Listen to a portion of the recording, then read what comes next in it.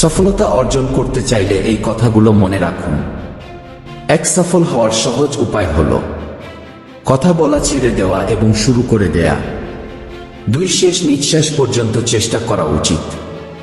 হয় লক্ষ্য অর্জিত হবে বা অভিজ্ঞতা। 3 সফল হওয়ার জন্য কোনো গোপন রহস্য নেই।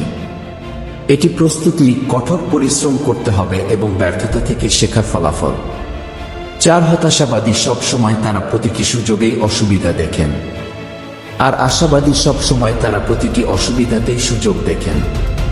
5 আপনি যদি জীবনে রিস্ক নিতে অপছন্দ করেন, তাহলে আপনি স্বাভাবিক আপনার জীবন যাপন করতে শিখুন। 6 তুমি যেখানে বর্তমানে দাঁড়িয়ে আছো সেখান থেকেই শুরু করো। তোমার যেটুকু আছে তাই ব্যবহার করো, আর যেটুকু পারো সেটাই করো। 7 শুধুমাত্র তুমি তোমার জীবনকে পরিবর্তন করতে পারবে। তুমি ব্যতীত অন্য কেউ তোমার জীবন পরিবর্তন করতে পারবে না।